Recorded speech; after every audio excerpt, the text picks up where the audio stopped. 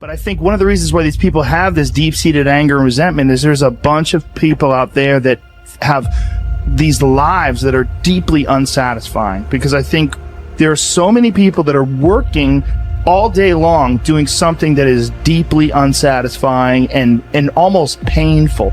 Yeah, soul killing. Soul killing. Yeah. They're stuck in traffic all day, and then they're stuck in a cubicle after that. They relish the time to take a in the bathroom and look at their phone. I mean, they literally do that. That's a highlight of someone's day. They get in traffic on the way home. They get home after that. They're watching television. And they're... You ever notice that some people seem to want to hang on to stuff that is bothering them? They're forever talking about it. They don't want to let it go. They've had a failure at something and it's grown. They can't get over it. They just can't get over it. Or somebody said something nasty to them. They don't want to let it go. Do you know what we should do? We should ask ourselves, everything that happens, is this serving me? Is this serving me? And if it's not serving you, get rid of it. You don't want anything in your life that's not serving you, that's not causing you to grow, that's not adding to the quality of your life. I don't care what it is. You will find some people, they just hold on to bad stuff. They hold on to problems. They don't want to seem to let it go. And that adds more problems. Whatever you focus on grows. The only thing that can grow is the thing you give energy to. Why would you hold on to anything that's not serving you? How bad does it have to get? I mean, to what denominator, to what lowest level do you have to reach before people really make up their mind to change? My message is, why wait? I mean, when you're feeling so altered emotionally, you feel so bad, that's the moment you could actually see yourself for the first time, because you're not answering your cell phone, you're not responding to all your texts, you're not watching TV, you're not going out to dinners, you're not calling people back. Something's altered in you, and you're starting to become self-aware, right? I dare you to analyze yourself first, your company first, your character, your behavior, your work ethics. I dare you to analyze it and see if there's any change you can make. See, you cannot manage time, but you can manage activity. You can manage your activities. Make certain that what you're doing really makes a difference. Make certain that you're spending your time on activities that are productive, that are taking you in the direction of your goal. If you think about the person that you want to become, what's that person do every day that you don't do right now? And when you start to do the thing that the person you want to become is doing, you leverage something called behavioral activation therapy. And that is a whole body of research that says when you act like the person you want to become, it's the most powerful way to change a habit. It's even better therapy than talk therapy, because the action proves to your brain that you're becoming that person.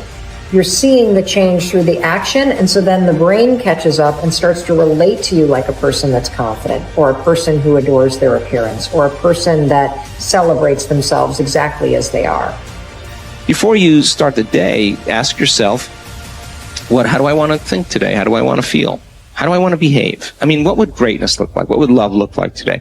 What could I do that would be really cool for me at the end of the day? Say, wow, so I had a good day today. What would make me feel that way? And if you can't find an answer to that, start reading. Who reads anymore? Read a book. I read so many books a week. I know, I'm that way too. So read something about, you want to be wealthy? Read a book about someone who became wealthy, and get real and realize they may have failed 50 times before they actually pulled it off. Or what were their characteristics? What were their traits? What made them? It wasn't about their wealth, it was about who they became. That's the key, right? So fill your brain with a little knowledge, and then just start asking yourself, what's the greatest expression of myself that I can be today? And rehearse it. Rehearse how you're going to be. And then if it leads to a different choice, that's the unknown. Mm-hmm. And just know that it's not going to be predictable. It's going to be a little uncomfortable. That's where the magic happens. If you can stay relaxed and awake in the unknown, things get pretty exciting. When you're back to the known, you're back to the familiar. Don't expect anything to change in your life. And if you say it's that person or that circumstance, you defaulted and went back to the program of the victim, allowing your outer environment controlling your thoughts and feelings. If you truly do this well, this is what I discovered. If I truly feel the feelings of my future before they occur, and I live in that state, I'm no longer looking for it to happen. How could I look for it if I feel like it already has, right? So I try to stay in that state, because then I'm not separate from it, and that tends to be when the magic happens. There's no control anymore. There's no predicting. There's no perfectionism. There's none of. All there is just kind of an experiment. Like, I'm experimenting to see if I changed my thoughts and feelings, if my life will change, and that should be the experiment everybody has. And do it with curiosity, and do it with just seeing if the experiment works. If it doesn't, change something else about yourself until it starts to work. Deciding who are we going to be. We shouldn't hope to end up one day a magnificent, strong, beautiful, capable, kind, loving person.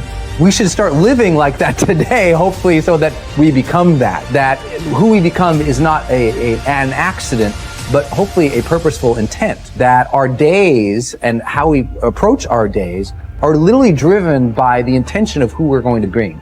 That we bring our character into each of the circumstances of our lives, and by doing that, maybe we can't always direct every circumstance of our life. We can't control everything, but we can certainly control our responses to them. We can certainly dictate who we're going to be in those circumstances, and that helps us achieve our ultimate destiny that we desire, not one that just lands on us. I think the other thing that really comes to people's into their power is when they really discover that, each of our days is something that we can also design. Not just design who you're going to be. How are you going to design your day? What's this day going to be about? What's going to get your attention? What's going to get your focus? And what should not be getting your focus is just your inbox, or just what I call browser blackout, clicking around on all these blue links or images, or swiping here and swiping there, and then losing 4 or 5 hours of your day. Because what ends up happening for so many people is they lose 2 or 3 hours of distraction each day, maybe 4 hours of distraction of television a day.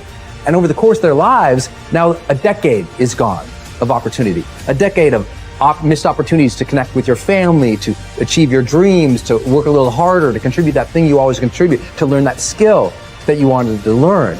Like, we have to decide on our days. We have to design them. We have to wake up and decide what this day is going to be about, what's going to get done, what's going to deserve our focus, who will we reach out to, instead of just responding to everybody else's needs. Look back over your life and ask yourself, what activities, behaviors, or decisions have been most responsible for my success in life to date?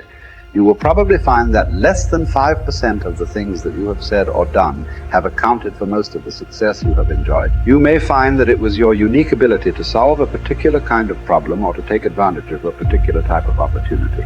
You may find that your special talent was an interpersonal skill that enabled you to influence and persuade other people at a particular time and place. You may find, on analysis, that it was an ability to take charge and accept responsibility for accomplishing a particular goal. Whatever has been responsible for your successes in life to date may be a good indication what you should be doing in the future. Analyze your work based on the measure that I call return on energy. Leaders in every field deliberately apply their talents and energies where they can achieve their greatest return on the amount of energy, mental, emotional, and physical, that they invest in any endeavor. They refuse to take on jobs or work in areas where they cannot perform at exceptional levels.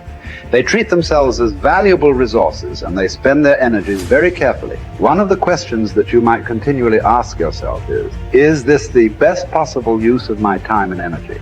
Is what you are doing right now the most valuable thing that you could be doing, given your particular combination of talents and abilities? Often answering this question will help you to see that there is a vast difference between what you are currently doing and what you should be doing if you want to be fulfilling more of your potential. Once you have chosen your ideal job or occupation for this stage of your career, your biggest responsibility is to make the decision to become very good and then to become excellent at what you do. In a lengthy study on successful Americans, the Gallup organization discovered that expertise, or being recognized by your peers as one of the very best in your field, was one of the essential ingredients for success in American life. We said before that self-confidence comes from positive knowing rather than positive thinking. It is only when you know that you are outstanding in your chosen field that you really feel terrific about yourself, and that you enjoy high levels of self-confidence. Men and women who are good at what they do and who know that they are good at what they do are very different from those who are only average. They walk and talk and dress and behave differently. They have an attitude of assurance and certainty about themselves that causes them to stand out in any group. They have a deep down sense of self-worth and self-confidence that is evident to everyone around them. The quality of a person's life is in direct proportion to their commitment to excellence, no matter what their chosen field.